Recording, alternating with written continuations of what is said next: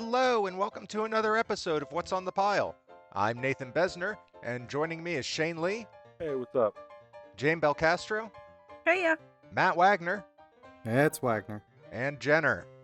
Drainage! This week we'll be taking on another Academy Award nominee from filmmaker Paul Thomas Anderson, one of the greats. His new film Licorice Pizza has been nominated for Best Picture, Best Director, and Best Original Screenplay, and stars Elena Haim as Elena, a 25-year-old woman, and Cooper Hoffman as Gary, the 15-year-old who pursues her in this coming-of-age story. Paul Thomas Anderson. Oh, sorry, which squicked me out. I'm sorry. Go ahead. Paul Thomas Anderson has an incredible reputation amongst film people. So I'd like to start off by asking, do any of you have a favorite Paul Thomas Anderson movie? I do. It's Magnolia. It's a deeply flawed film, but it is. I mean, there are parts of it that are very cringy. It's very much the work of a very cocky young filmmaker who's been getting accolades left and right for Boogie Nights, which is probably my second favorite Paul Thomas Anderson movie. But I mean, I would say Magnolia is in my top 5 movies of all time. So Yeah. that's No, Magnolia is my favorite as well, and I think we at least previously have been in agreement that it was the greatest movie of the '90s.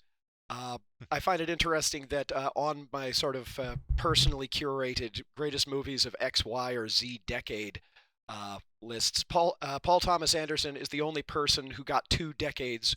To say nothing of 2 decades in a row, because There Will Be Blood was my vote for best film of the aughts as well. I would agree with that. That yeah. movie was phenomenal. I think we both saw it in the theater together twice. Yes, I believe so. Certainly at least once. Yeah. Also, yeah, definitely was. also fuck that guy because he made Magnolia when he was 27.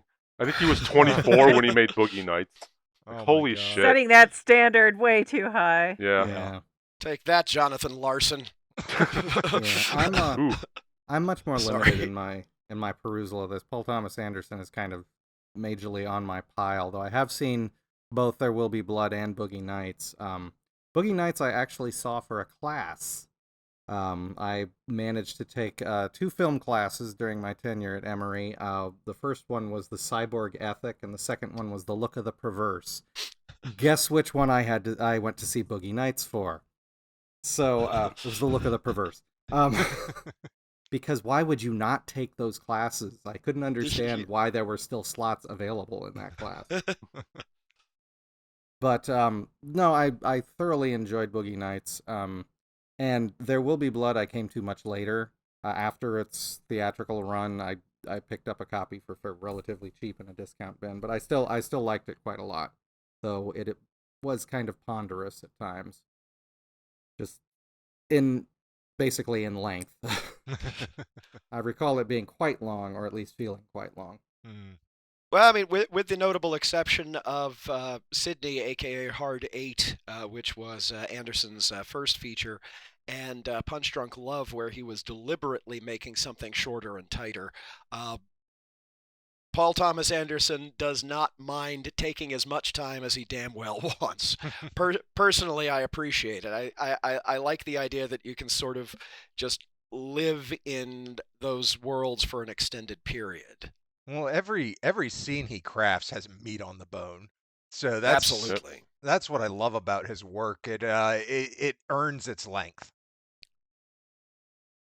Yeah, no, I think every one of the movies that the guy has made is absolutely amazing. Even some of the ones that maybe didn't quite land for everybody, like Inherent Vice or to some extent Phantom Thread. I'm sad that Inherent Vice didn't hit harder because I love that movie. I love that movie as well. It's just it's relatively minor by Paul Thomas Anderson standards. Yeah. It would be the absolute summation of an extraordinary career for almost any other director living. Maybe not Herzog. Maybe not Werner Herzog, maybe not David Cronenberg, but damn near anybody else. Yeah, I think I came to Inherent Vice just in the wrong mind space when I watched it. Because I don't think I got it, and I don't remember it very well at all. I really need to go back and revisit it. See, the way I watched it, the way I experienced it was, I realized about halfway through, what this film is what if Paul Thomas Anderson made The Big Lebowski? Mm-hmm. Bob had the exact same response. He came by it organically, to which he came down when he had this realization, and I said, "Yeah, I got that."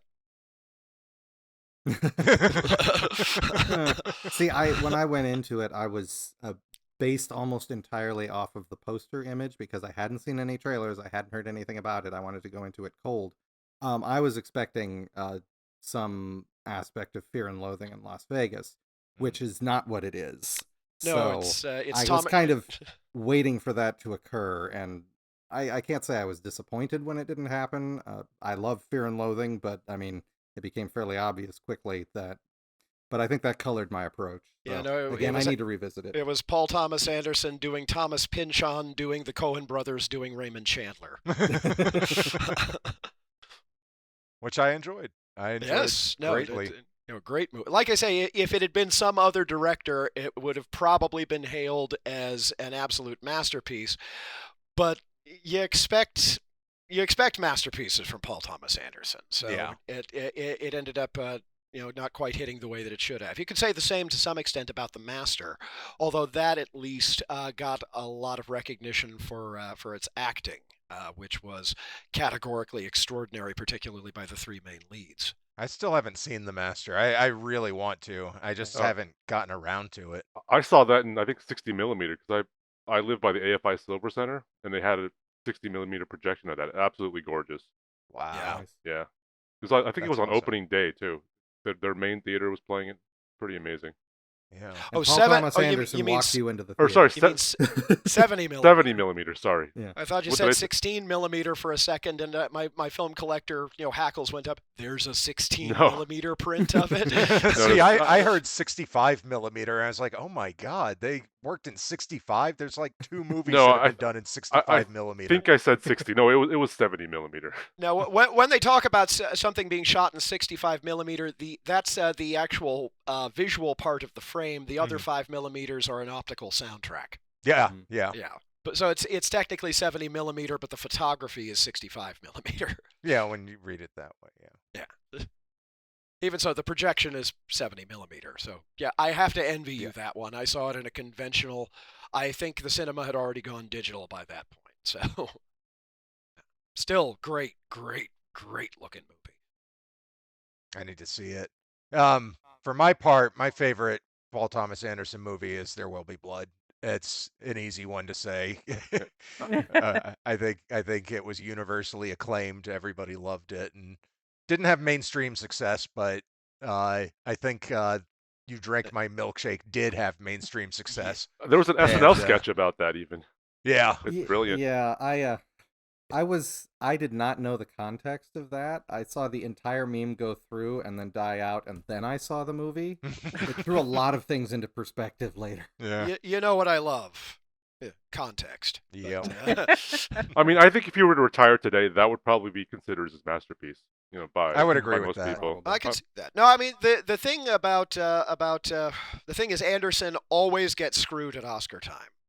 Because his movies are too good for the fucking Academy, frankly.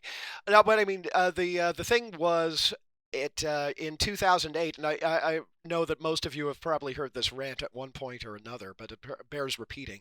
In 2008, around Oscar time, there were a lot of people talking about No Country for Old Men as the best film of that year. There were slightly less people talking about There Will Be Blood as the best film of that year, but all of the ones who were talking about There Will Be Blood as the best film of that year were talking about it also as the best movie of the decade, probably, and one of the best movies ever made, whereas nobody ever said that about No Country for Old Men. No. Which I still hate, by the way. Yeah, I'm not a fan of that one either. Really? I'm a little surprised at that. Why in particular? Well, it's an excellent movie about terrible people. It's an excellent movie about what it's like to have a creative have it in for you. It's deeply nihilistic in a way that I just don't care for. Essentially, I always hold it as a guerrilla assault on the audiences and critics that fell for the con that was Fargo, which I hold as revenge on critics and audiences for not more fully embracing the Hudsucker proxy. Okay. Okay, that's a bit of a trail to get there, but I think I see that. Well, it was coming right after The Lady Killers, which was probably the Coen brothers' lightest-hearted movie in a very long time, which itself was after Intolerable Cruelty, which was fairly lighthearted, neither of which had done fairly well. So at this point, the Coen brothers just say, oh, you don't like it when we make a nice movie? Fuck you all. And somehow the critics and audiences got conned again. For some reason, that just makes me think of Lady Gaga, who I figured out she was apparently a fairly standard singer initially, and could never get anyone's attention. And then she did the Crazy, and got everyone's attention. And then you realize you look very closely at her songs, and she's mostly making fun of her audience. Yeah, no. So- In some of her early reviews, albeit in some of her early interviews, and albeit in some more obscure journals, she was speaking pretty much matter-of-factly about the fact that this isn't her, this is just performance art. Mm-hmm. Now, I love Lady Gaga, but Yeah. she's I saw that pretty early, but I'm all for it. It's an excellent performance. I figured it out once I saw a couple of her music videos. I'm like, oh, you're making fun of me. Oh, I like you now. Well, credit where credit is due, I really dig her music as well. Yeah. It slaps. Anyway. Yeah, talking more about Paul Thomas Anderson. How many times has he been nominated for Academy Awards?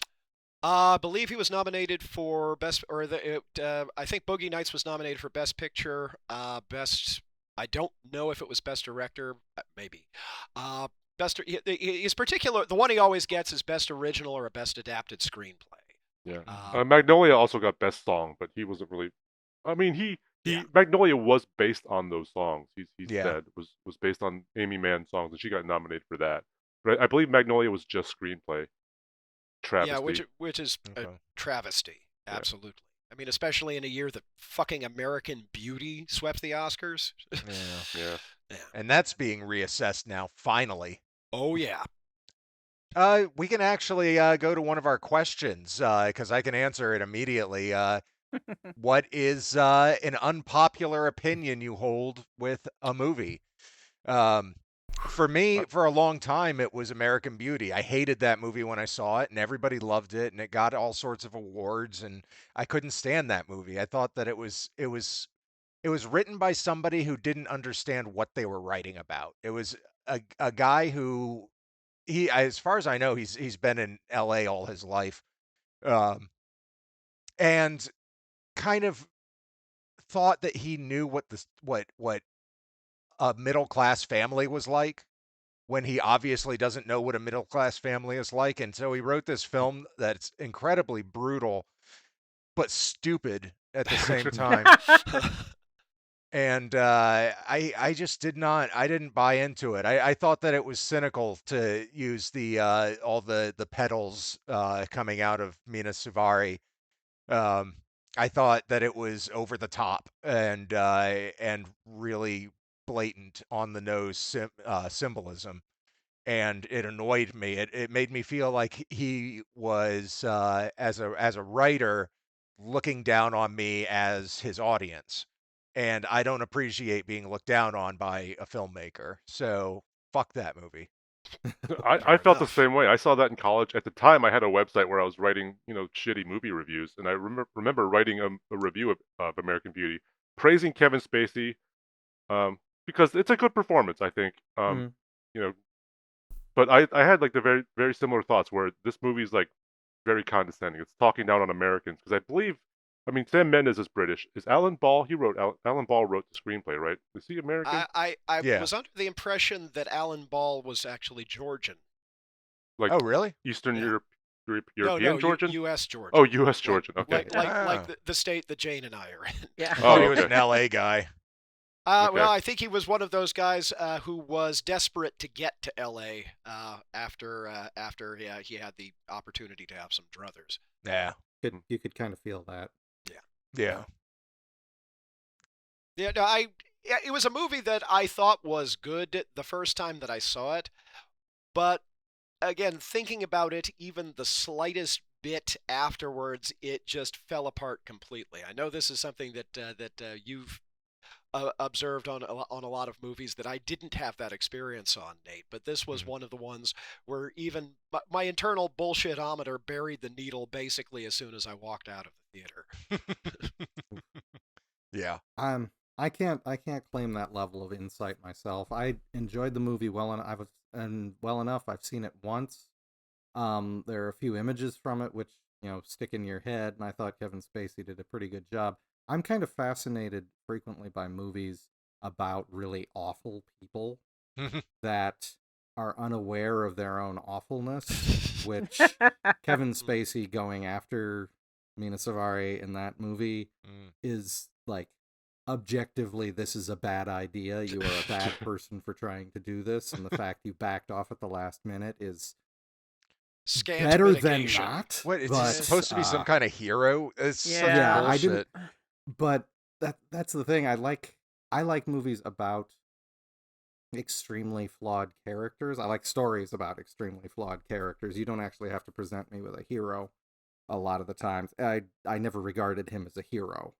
I mean, the movie frames him as one, and it gives him a couple of moments where, he wins, like the moment when he catches his wife cheating at the drive-thru because he's taken a job at the drive-thru and hands her her Happy Meal or whatever the hell she had got when she is driving off with the man she's having an affair with.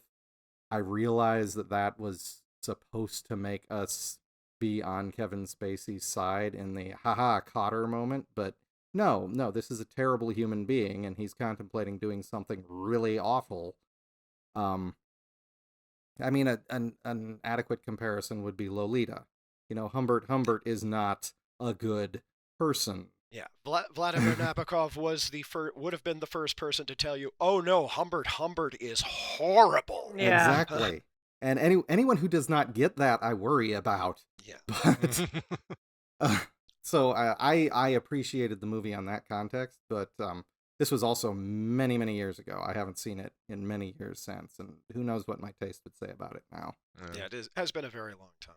For what it's worth, I thought that Spacey did a much better job with a similar, albeit both more obnoxious but less horrible character in The Ref. Yes. The Dennis great Leary vehicle where he co-starred with Judy Davis, which I think is actually a really underrated picture. That's a great movie. Sure, I've even heard of it. Really? That's what, Oh, it's terrific. Well, It's it's on my put it pile. on the pile. Hey, we might be able to do that one. Yeah, might be yeah, hard we to could sa- find we though. could save it for Christmas. It was more or less a Christmas movie. Yeah. Oh, lovely. This is a anti-Christmas movie. I take it. Yeah, kind of. Yeah. I kind of figured. It's like an anti-family Christmas movie, I guess. Wow. Yeah. Yeah. It Good. Oh, really like is. Krampus then. Good little movie, though. Yeah. Excellent. Yeah, excellent. How about anybody else? What's another unpopular opinion? Shane, you got one? Yeah, I debated bringing this up. Okay, so I don't want to derail the podcast because this could take up a whole not a whole podcast episode, a whole podcast. So maybe I'll just say my piece and then we can move on. Okay. So this Maybe is we each get to have one sentence okay. rebuttal. This in is case, this yeah. is something that's emotional. You can't talk me out of this. You can't reason with me because all I'm going to come back to you with is I don't agree. So it's my contention that there is exactly one good Star Wars movie. One. And that movie is The Last Jedi. And watching The Last Jedi, so I didn't grow up with Star Wars. It was around, of course. I always disliked the aesthetic. I just wasn't interested. I thought Darth Vader looked dumb. But of course, everybody loves it. I finally saw it when I was like 20. I just sat down and watched the three. And I decided, okay, I'm into Star Wars now. And the reason is because everybody who likes the stuff that I like, universal, everybody likes Star Wars. So I'm like, okay, I like Star Wars now. I'm into it. I'll watch the prequels, whatever. So I was basically living a lie for like 20 years. You were closeted. Yeah, and when I saw The Force Awakens, I genuinely disliked The Force Awakens. I saw The Last Jedi, and then I really liked it, thought it was really interesting. Saw the fan backlash, and then that made me go back and evaluate what I liked about Star Wars. And what I realized was that it's nothing. I like nothing about Star Wars. I don't like the world, the look, the premise, the characters. I think it's all stupid. I don't I'm done with Star Wars. I hate that it's everywhere. I will never watch another Star Wars anything voluntarily. Like I won't leave the room if you're watching Star Wars, but I will never sit down and watch Star Wars. I don't care how good The Mandalorian is. I love westerns. It's my favorite genre. I like Jon Favreau. Well, I'm just done. I just don't want. I wish it would go away. I wish it would stop. I wish Star Wars would stop forever. I'm tired of seeing it everywhere. It's a plague on our pop culture landscape. It just is everywhere. I'm not even saying The Last Jedi is great. It's like a B. That's like the ceiling for Star Wars for me. It's a B. But it's the best one. It's the only one that I like, and even that one I don't want to watch anymore. I'm just done. Okay. So I have that- to follow that. okay, yeah, feel free. Okay, so I do not like Star Wars. Hmm. And by Yes. not liking Star Wars, I mean the first movie, A New Me Hope. neither. But I don't like it for a very particular reason, and I'm again, I don't think we're going to debate this any. I think we're just going to say my piece and move on because my wife is in the other room and she is the biggest Star Wars fan I know. So I do not like Star Wars because when I was 6, I lived next door to a kid named. We were the two Matts and we were best friends, and both of his parents worked. So after school every day, we would both go to my house until his parents came home, and then he would go home to his house. And every day after school, when we came back, we would alternate choosing movies to watch while we waited. And without fail, for 8 fucking months, every other day, we watched Star Wars because it was all he would ever pick. Oh. And I got so burned out at the age of 6 on Star Wars that I can't even tell you when Star Wars came back for everyone and they had the great grand re-release with all of the new extra footage. I went in and I saw that in the theater, and the only thing I got was a headache. I can recognize that it is a well-made movie. I can recognize the ethos and the mythic nature of it and the great Joseph Campbellness of it all, and I recognize how it was a wonderful crystallization of many of these things, and it's wonderful to carry on, and I like a lot of the other movies, not all of them, but I do enjoy them. And we do now watch the first trilogy every Christmas, because that is my wife's family's tradition. But I burned out so hard on the first movie, Star Wars, that I cannot watch that of my own volition anymore.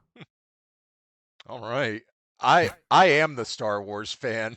Yeah, I And am it's his too. Maybe not No. not to the extent, or I don't know the extent that most people are. But I think it's I mean, fair. I quite like it a lot, and Mhm. it it just kind of filled some gaps in my life at the time when I was watching. I was little, and I was young, and I didn't see the first one in the theater. I was in Wyoming that summer, but still, it was a big deal to me, and it still is, and I still kind of get excited. I mean, when was it The Force Awakens was the first one of the last trilogy? Is that right? I Yes. can't remember. See, Yes. I haven't watched those very many times, but when I saw that and they ran into the Millennium Falcon, I mean, I think I squealed. I can't quite You remember, but squealed. I was so happy. I squealed. I was so happy. It was such a big nostalgia thing for me. But I mean, yeah. but I completely understand where you guys are coming If from. you I'm like a- Star Wars, that's fine. I have no problem Yeah. with that. I mean, Yeah, absolutely, This and is I a have no feeling problem with the nobody fact that you gets don't. to edit to It's attempt okay. to edit this for you. Yeah. I mean, Uh-huh. there are people Well, I who do. would there are people who would attempt to edit Literally. this for you, but you're fine. You're fine. No, Yeah, no, absolutely. I also I'm didn't a grow up big with it, so I'm a big Star Wars fan. I watch all the shows and I know all the lore and everything, but I am honest with myself in that there's probably 1.5 good movies in the Star Wars universe. The movies themselves, the prequels are pretty terrible at filmmaking. The first movie's just a good movie, just okay. The Empire Strikes Back is a great movie, I think. It's just supremely well made. And then Return of the Jedi is not a great movie. And then the next trilogy is just garbage to me. I actually do like The Last Jedi. I really enjoyed that movie. I know I'm in the minority as well on that one, but I thought that it was doing something new for the Star Wars universe, and I wanted to see something new. And I feel like J.J. Abrams just took all that and said, "Nope, we are just going to be a nostalgia factory forever." Yeah, And I then mean, just shove shit down your throat with his every ship in the fleet thing. I feel like The Last Jedi is what happens when you give Star Wars to a supremely overqualified filmmaker. I think that's what we got from Ryan Johnson. Because I mean, it's all about how he's like, yeah, this is stupid. That's what I felt like he was saying with that movie, and I felt like, yeah, this is stupid. I love it. But anyway, sorry to use that kind of language on Star Wars. I know that it's very beloved by many of you. But, No, that's okay. I mean, it's fine. In my case, as much as anything else, it's just one of those things that's always been there, like my entire life. I would not refer to myself as a Star Wars fan per se. Kind of love the first three movies. Actually, really like the sequel trilogy. Think that the only good movie in the prequel trilogy was Attack of the Clones. I'm with you on that one, Again, and I realize how unpopular that is. The real minority opinion that I have about Star Wars is that The Phantom Menace is actually better than Revenge of the Sith. Granted, it's the worst film in the series, followed by the second worst film in the series. No, I would agree. I think Sith is worse than Phantom Menace. Phantom Menace, excuse me. Again, definitely a minority opinion, but like I say, that's not the one that I'm kind of banking on here. I mean, of course, I have not been shy in the past, not to talk about Star Wars so much, but it's about unpopular opinions. With a couple of exceptions, I am left completely cold by Pixar movies. Of course, is one of the things that I've gone on at some length about. The only I really love WALL-E. I like The Incredibles. I like Brave, and that's about it. I do not give a flying syrupy shit about the rest of them. But and we also share an opinion about somebody all my friends absolutely adore, Tim Burton. Don't care for him. There's very few things he has done that I have been like gaga over. And even then, it's not been gaga. It's been like, oh yeah, hey, that's cute. It's like I say, Tim Burton is an interesting case of someone who has made several movies that I genuinely adore, and I am still on the fence as to whether he's actually a good director. I'm not on that fence anymore. He's terrible. I think. Well, he is definitely bad now. I think we can all agree on that. I think he made two good movies, a masterpiece, and that's all I can really think of right now. I guess I thought Sweetie Todd was okay. But Pee-wee's Big Adventure. Edward Scissorhands was good. Shit, I lost my train of thought. Ed Wood. Ed Wood is the masterpiece. Ed Wood. Okay, I forgot about Ed Wood. Beetlejuice is an excellent film. Beetlejuice. I like Edward Scissorhands too. I do. I love Edward Scissorhands for the opportunity it gave us with Price. Yes, that's why I love that was Edward great. Edward Scissorhands is the movie that it's the one thing that I would characterize as a 2.5-star movie out of 5 that nevertheless makes me cry every time that I see it. Well, one for Vincent Price, but also for the ending, for probably Danny Elfman's most singularly beautiful score. But the suburban satire stuff just makes me want to smack the taste out of them. Yeah, that's the problem I have with it. I'm not a big fan of Edward Scissorhands myself. Similarly, it's okay. It's not my favorite. I would really love Sleepy Hollow, except of course for The Witch of the Western Woods going full Tex Avery, which is the movie that absolutely codified my standard saw of, the Tim, you were doing so well. He's doing fine, and then that one moment comes along that makes you want to just punch him.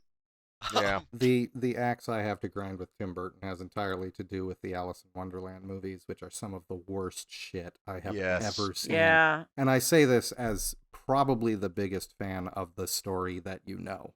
Yeah. I have a collection of about must be close to a dozen different film versions of Alice in Wonderland at this point, and I go through to pull the individual different points out to see which ones actually do the caucus race, which ones actually have the sheep and the feather joke in there. which ones, bring in the Walrus and the Carpenter, independent of Tweedledee and Tweedledum. So I pay an incredible amount of attention to these, except for Tim Burton's versions, which I can barely make myself acknowledge that they are even from the same Yes. source. Absolutely terrible. And just even as somebody who hasn't read the Lewis Carroll ones. Yeah. So it's No. Blah. But I only mentioned the Pixar thing because having gone on about it at some length, I don't think that should necessarily stand as my big unpopular opinion here. The one that comes most directly to mind is I really like the Alien versus Predator movies. I've never Yeah, seen them. I do too, though. I don't think that's wrong at all. Yes, I don't have a problem with them. But I have a very, Good I fun, have yeah. what I think is a fairly interesting take as to why I really, really dig Aliens versus Predator Requiem, which is probably the single most reviled film out of either franchise. Mostly because it's, like I say, it takes the Alien series in particular full circle, not back to the original Alien, but rather to all of those dark, dank, nasty humans as cannon fodder. Aliens have come from the sky to reproduce with our women alien ripoffs that proliferated between the original Alien and aliens like Extro and Inseminoid and The Deadly Spawn, which films I happen absolutely to venerate as well. And all of the Italian ripoffs. Exactly. It is the one straight-up exploitation film in either the entire Alien or Predator franchise. Really? Predator 2 you don't regard as at least somewhat a exploitation Oh no, film? Predator 2 is awesome. Yeah, it's a great film, but you don't regard it as having some exploitation roots? It's got some social satire that's a little that kind of faints at exploitation. Okay. I mean, Morton Downey Jr. is an interesting casting decision there. But at the same time, I still take that as a fairly serious movie.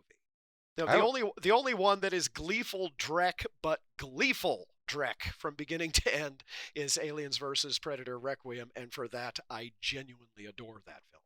A lot more than Alien Resurrection. I just hope one day that I'm going to get a copy of that where I can turn up the brightness levels and actually see the film. Oh, Yes. I never had that problem with that movie. I like to say, I don't know. It's on the. Of course, I'm always the one who's always going on about the calibration on my television. But that's true. I would be interested to see how a 4K HDR release of that would look. Since on most 4K sets, HDR has a tendency to skew toward the darker anyway, so that's going to be an interesting stress test. What was that title of the Bava biography? All the Colors of the Dark. Yes. I have one more opinion that is unpopular. The only good thing about Labyrinth was David Bowie's codpiece. Oh, really? I need to revisit that. I haven't seen it since I was a kid. I remember liking it. It's just been a while. Didn't. Always left me a little cold. I'd much rather watch Dark what was Crystal? the Dark Crystal. Legend and Dark Crystal. Yeah. But yeah, Legend was like the same kind of like, young girl gets sort of caught up in all this stuff. Yeah, and I thought Legend was better. I like Legend. See, that's an unpopular opinion too. I saw that for the first time I a like couple it. years ago. I thought it was all right. Oh, I like it. great. I consider both versions of Legend, or actually, there are three extant versions of Legend that were officially released. The European version is a mess. It's basically a cut-down iteration, like a mutilated cut-down iteration of the director's cut. That's the common version along with the American theatrical release in U.S. video. The European version was a mess. The director's cut is a fascinating, if deeply flawed movie. The U.S. version is a fascinating but deeply flawed in a completely different way movie. Neither one is perfect, and both of them are sort of interesting examples on my list of movies that had legitimately great screenplays that were made into slightly iffy movies, but I still genuinely adore it just for the sheer level of visual and auditory imagination that it exhibits. I'm trying to figure out when it is appropriate to show that to my 6-year-old. I'm not Well, kidding, because that's it's actually extremely fairy tale and mythic, but it's definitely got some flavoring in there, which would be not age appropriate. Well, the interesting thing, of course, is the little cut in the American version that implies that Jack and Lily did it is not in the director's cut. That was something that they did strictly that to wasn't pander what to I was American. talking about. Oh well, I mean, there's also. Oh, okay, well, I could see darkness being. I don't know. I mean, it depends on how your kid rolls. Yeah. I mean, like I say, that could make a a Tim Curry fan of us all. You know? Mhm. I was Well. a teenager and loved it. So I mean, I think I was 16 and I saw it. Or Yeah, but 17 and saw it in the teenager, theater. I'm just not saying, 6. maybe that's when you should save it. Okay. Well, I don't why don't we mull this over while we take our break? We will All be right. right back.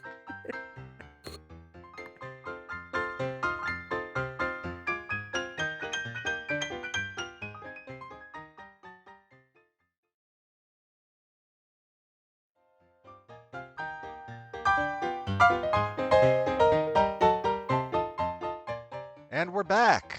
Next up, we'll be discussing Licorice Pizza, Paul Thomas Anderson's coming of age story. This was all on our piles, as far as I know. So, what did everyone think of the master's new work?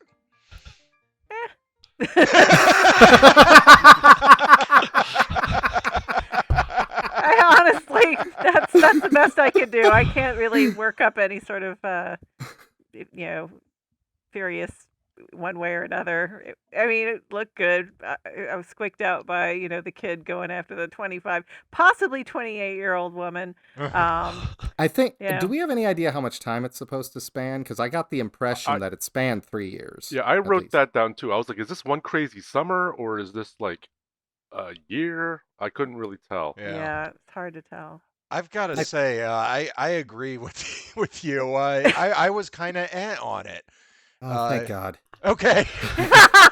I really loved it, but continue. I liked it. I liked it. Yeah. I'm in Shane's camp. Yeah. It had the feeling, especially considering some of the people in the movie, of something he just put together with family and friends. There were, he's friends with the Hames, apparently. The whole family's in the movie. Yeah. He's, some people that he works with make little cameos. Like I think John C. Reilly played Herman Munster, right? Yes, that was he his did. voice for Okay. sure. Yes, I don't know if that was him. his face, but I was wondering who that was. and he I guess he's buddies with Leonardo DiCaprio's father, who's in the movie. So some random Tom Waits. It just seemed like it was just some friends, and then he just kind of threw this movie together. And a lot of the characters were played by people who were children of bigger stars, Mhm. and that was kind of cool.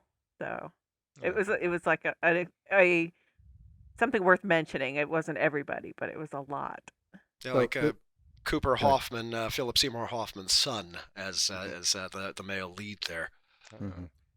This is going to sound more harsh than I intend it to be, but it struck me as enormously self-indulgent. This is very obviously his attempt to do an American Graffiti.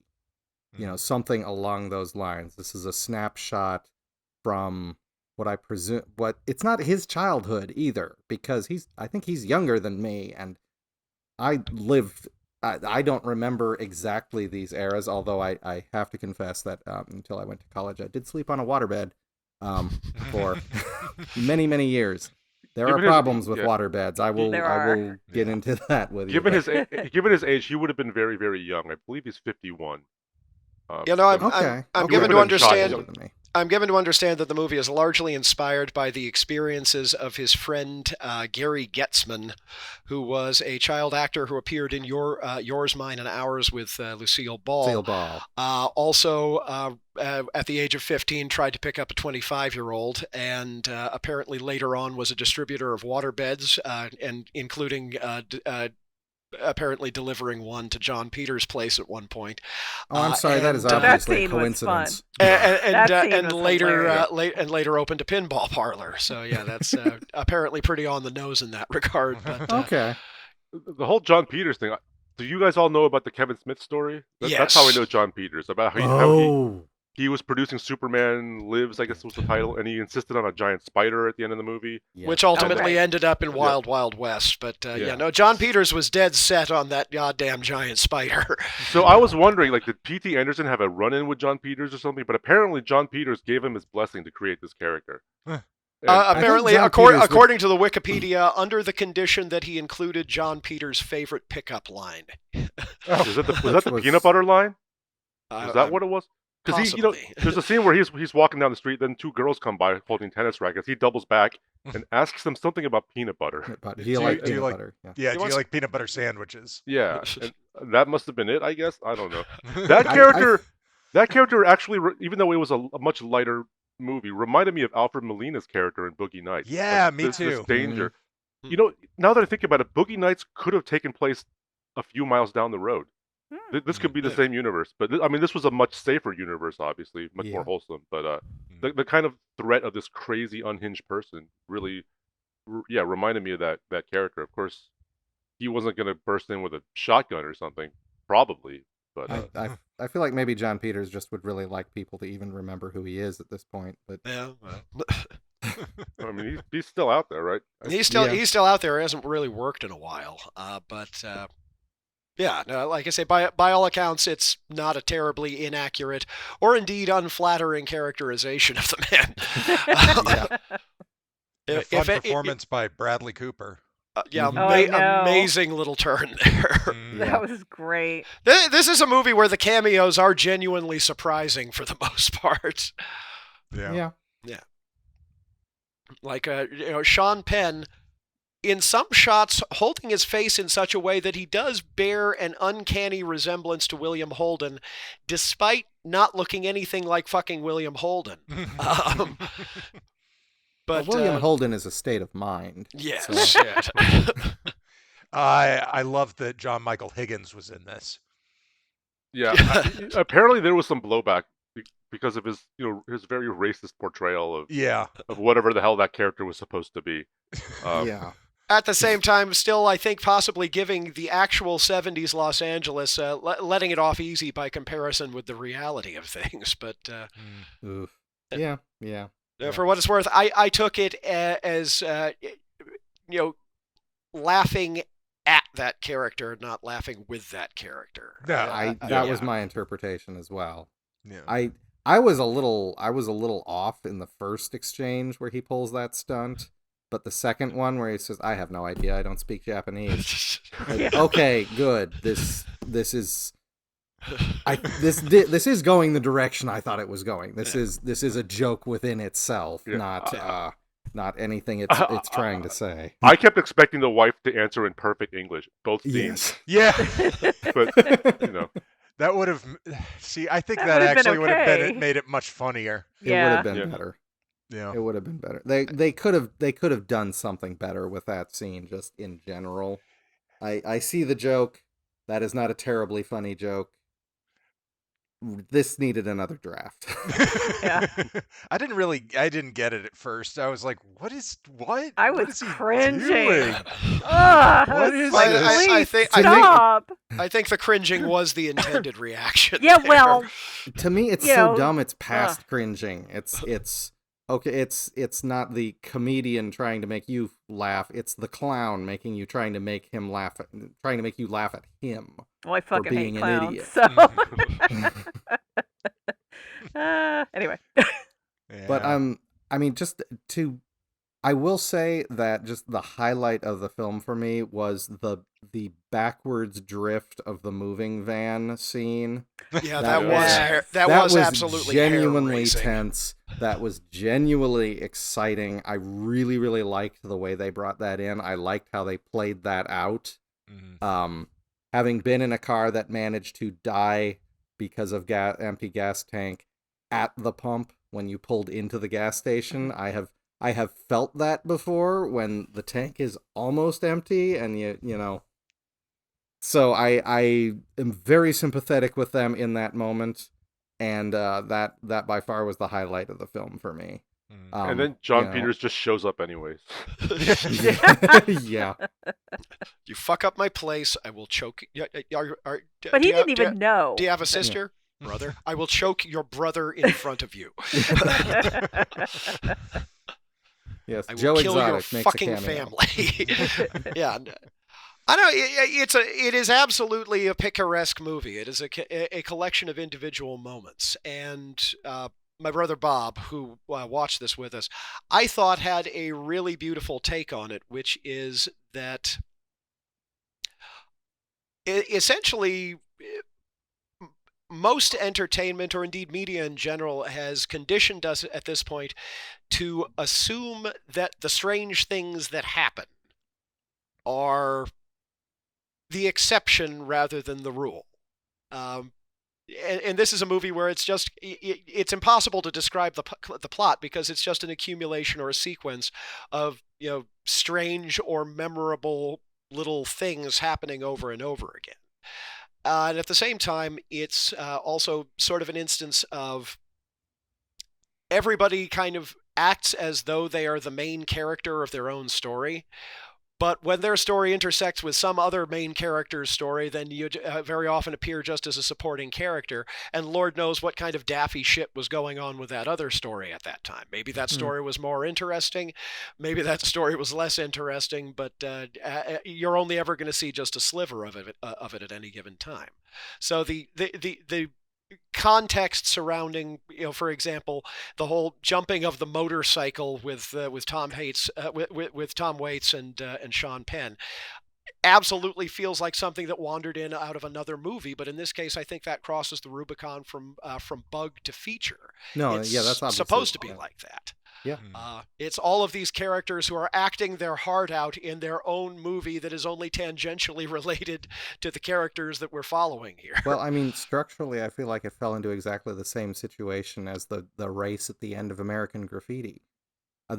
Watching this film, there's so much that was reflective, I thought, of American Graffiti or Dazed and Confused. It's this little characterization of an era rather than a plot line or a character by this accumulation of different characters. We have a crystallization around the main character in there because, I mean, pinball parlor, waterbed store, child actor, starring with Lucille Ball. What the hell? How can somebody be at the center of so many odd little cultural touchstones for the era? But it's also cultural touchstones that are so specific to a particular.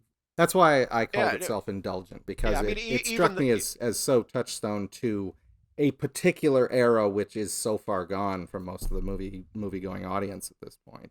Yeah, but not from the people who are judging the Oscars in LA. Yeah. I mean, even the title, I had to go to Wikipedia to discover that the title was the name of a chain of record stores around LA in the 70s. I was going to ask that tonight. The original title was Soggy Bottom, apparently, which was that was the waterbed company or something. Yeah. Can we shout out incidentally to the absolute inexplicable beauty of Gary's self-application of his pseudonym as Fat Bernie. Yeah, Fat Bernie. And he stuck with it. It's sad that I didn't realize that the reason his career cratered immediately after that one photo shoot was because everyone was looking at him. Oh, he's fat. We can't use him anymore. Oh, I thought it was because he was old. I think it's a combination of both, but I think him struggling with the buttons on the vest, that was what we were supposed to take. And that was LA he was would have... fat, though? What's that? Was that because he was fat? I just thought he was just clumsy or nervous or something. Yeah, I thought it was awkward. Well, I don't think he was clumsy or awkward because he struck me as somebody who had been in the spotlight so much that there wouldn't have been a clumsy or awkward aspect unless he was having trouble with the buttons because he was fat. And we all saw the look that the casting agent gave the director as after he left the room. And I think we were supposed to interpret it as, oh, he's gotten fat, we can't use him.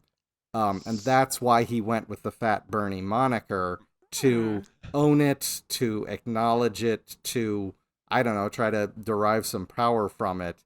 But I feel like I didn't realize that until, another half of the movie had gone by after the fact, whereas I think the LA audience would have realized it immediately. I'm gonna buy that. That actually makes a lot of sense. Fair possibility. Shout out to the little cameo by Maya Rudolph, who I didn't realize has been Paul Thomas Anderson's amanuensis since 2001. Yeah. Yep. So, even so, No, I don't know. I didn't get that out of I didn't get that when I was watching Okay, it. I may be completely wrong. That's I've just my interpretation. Yeah, no, absolutely. I just felt like it was him aging out. That's Yeah, really I what did I got out too. of it. But the abject horror of that scene is people repeatedly telling a guy who is at that point 15 years old that you still got it, and not really believing it. That's kind of hard. Okay. Yeah, I can see Yeah. that too. I can see you know, that. and actually, let's talk about the age again. I know I had already mentioned that I found it a little squicky, but you know, I've been trying to balance that in my head because I did at least think about it throughout the couple days since we saw it. But I've been kind of thinking that maybe because he was basically his own parent and his brother's parent. He was a breadwinner. I mean, he probably didn't even see himself as 15. He just saw himself as aged out of this particular market. He needs to find another hustle, and why not have like the mature girlfriend to go with it, I guess. They don't feel like they're different ages. They felt the same No. age Yeah. to me. They I mean, I don't. knew in my brain they were 10 years apart, and she was an adult and he was 15, but they both felt like, dumb Yeah, kids. he's a very tall 15 to start with. Yeah. And Yeah. he doesn't get any taller as the movie goes on, which like leans us into us treating him as more mature than I imagine the person that this character is based on would have been at the time.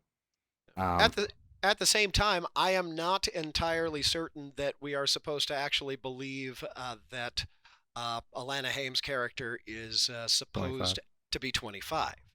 I would say She did stumble and say she was 28. she at said one point. 28 at one point, but also at the same time, what's almost the first thing that she said is, "You're never supposed to ask a woman how old she is." Yeah. Some of the very same energy as Saint Winifred from the Green Knight up in there. Yes, and as we all know, women in LA are going to tell you that they are older than they actually are. So they look younger. No. makes Is sense. that true? No, I we're think- going to wouldn't it be lie the other their way age around? down, not the other way. Maybe if they were, No, that's- well, I mean, maybe if they were actually doing a casting call, but that wasn't what she was doing at that Yeah. point. So Yeah. again, I'm not sure. They don't feel like there's much of an age gulf between. You're absolutely right. Yeah. There doesn't feel like there's an age gulf in it, and I think it's supposed to be because he is a very old 15 because he has been in.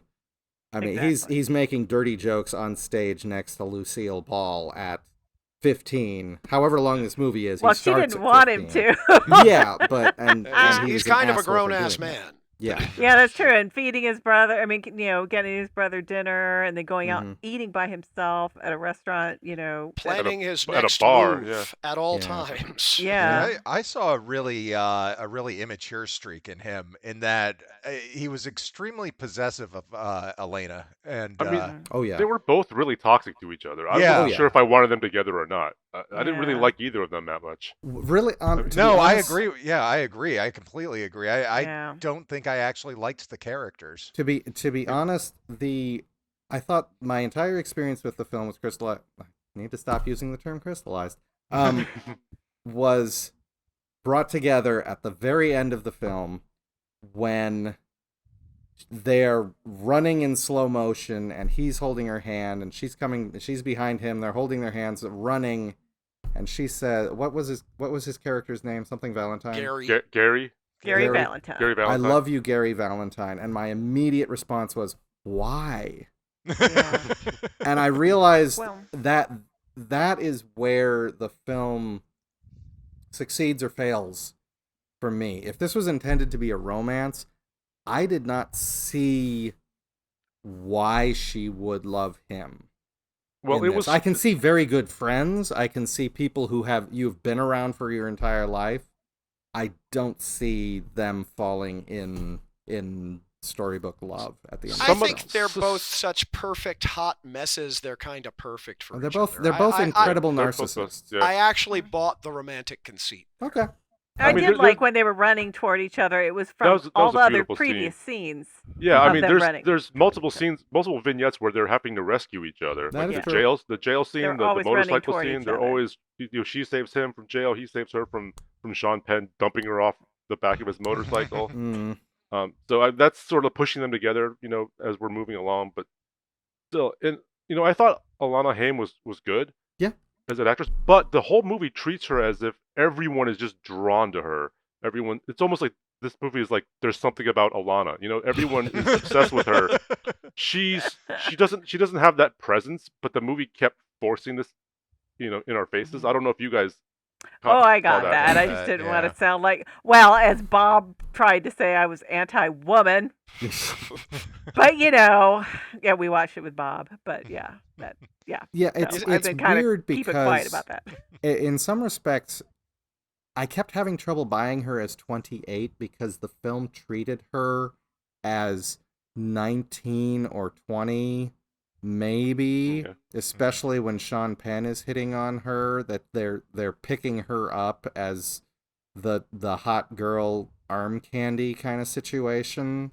Where yes, 28 would be a hell of a lot older than Sean Penn in that scene, but not down to the creepy Hollywood guy macking on a barely legal teenager situation. So they kept applying the situation as though she was in the same range as our 15 to 8-year-old 15 to 18-year-old male star, but she's supposed to be 28 and she should fucking know better in some of these moments. Yeah. Yeah, I I don't know. was. I regard her as pretty much being of an indeterminate age, somewhere between 19 and 28, maybe. I don't know. I just kept thinking, what if you did a gender swap between these Yep. two people? What kind of conversations would we be having in that case? But It, even it would then, I look mean, just like a normal American movie. ew. See, that's just it. I mean, I didn't even have to worry about the gender swap thing. I just like this. Just is not. Doesn't feel right. I don't Mm. know.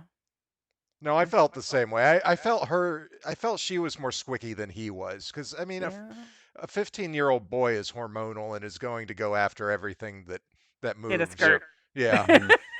And she should know better. She Yeah. should Yeah, know better. I was constantly thinking as I said, they're both very toxic to each other, and then I'm thinking, oh well, they're dumb kids. But wait, she's not supposed to be. Yeah. She's supposed to be an adult. She's behaving like a dumb 15-year-old, and yeah, that just felt strange.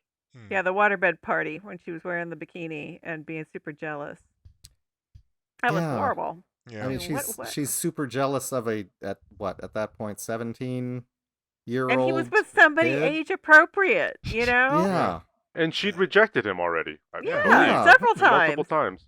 Yeah. Like I say, I actually kind of loved both of them almost in spite of themselves, or Yeah. possibly because of. For whatever reason, yeah, they're absolute messes, but they were fascinating to watch, and I thought fascinating to watch interacting with each other. I mean, Yeah, I'm kind of glad that I'm not them or in their circle, Yeah. Mm. but I found their foibles tremendous entertainment. Yeah, I honestly think he would have been an absolutely unbearable party guest. This is the kind of person who comes to one of your parties and then is subtly not invited again. She might be entertaining. Not entertaining, but she might be a good party guest. But As long as everybody else there was over 18. yeah.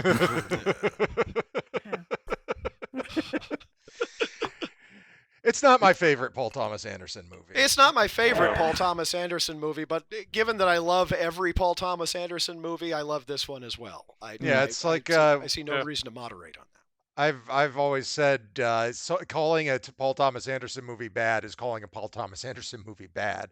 It's gonna be good on some level, no matter what. Yeah. It's just Yeah. built I'll agree into. with that. As- It as- did have plenty to, there was plenty to recommend it, but Yeah, you I know mean, who I really loved? I loved the casting agent. I don't know what her Yeah. name was. Oh yeah, she Watching was what vibrating. watching that scene, I was like, as a director, how do you direct a person to act like that? What do you tell her?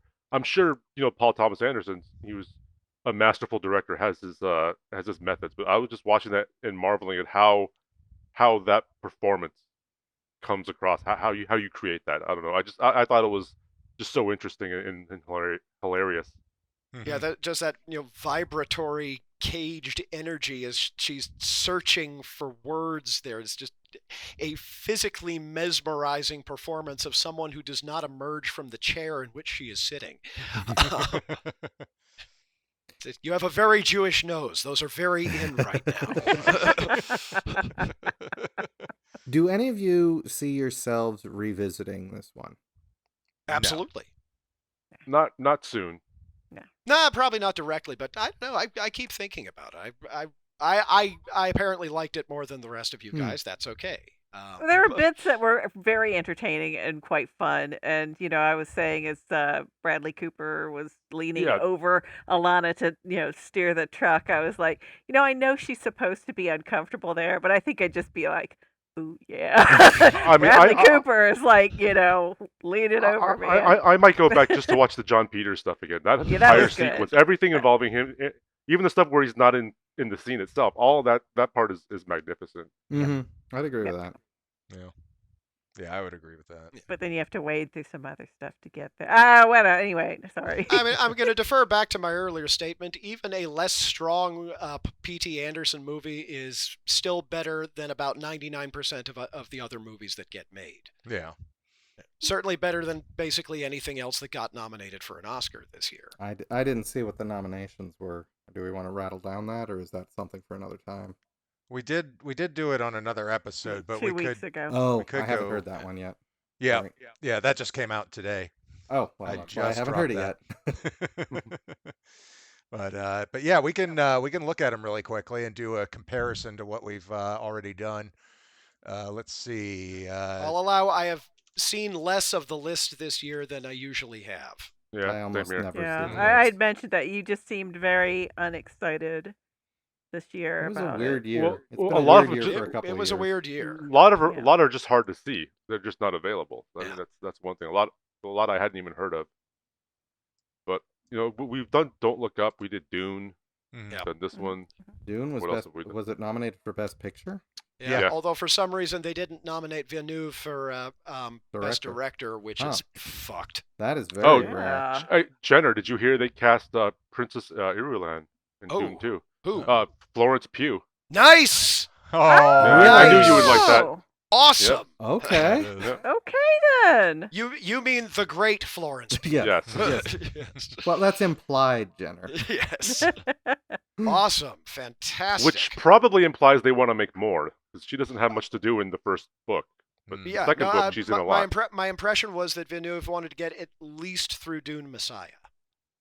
So, Well, anyway. I'm going to have to read the other books. Damn it. I've read the first 3, struggling to get through 4. I read. I think I kind of didn't make it all the way through 4. Yeah, nobody gets past Children of Dune. I think that might have been it. Or at least certainly not very far past Children of Dune. But well, let's.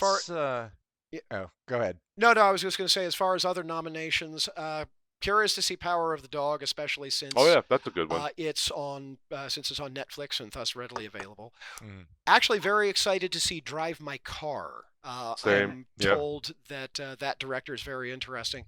Actually, I also want to see his other film, Wheel, that was released last year, Wheel of Fortune and Fantasy, which is almost as acclaimed. It just didn't seem to get the same kind of Oscar momentum behind it. But as far as the rest of it, I mean, some of the shit like West Side Story or that sort of thing. But I don't know. I don't remember the rest of the list. There's King Richard, Coda. Belfast. Okay, that I'd actually like to see, just because I like Branagh. And Nightmare Alley. Okay, Nightmare Alley. I actually really want to see. I want to see that too. Maybe we should make that our next one. I think it's on Hulu. I think it's on Hulu and HBO Max. Oh, I actually have Hulu. Yay! Yeah, well, I'm borrowing a friend's account. I'm assuming for I have to something pay else. money regardless, right? It's pretty cheap. I think I get it for like $1.99 a month with Spotify, but you have to pay the 10. Wait, is it but free on Hulu or is it additional? Or do you have to get HBO?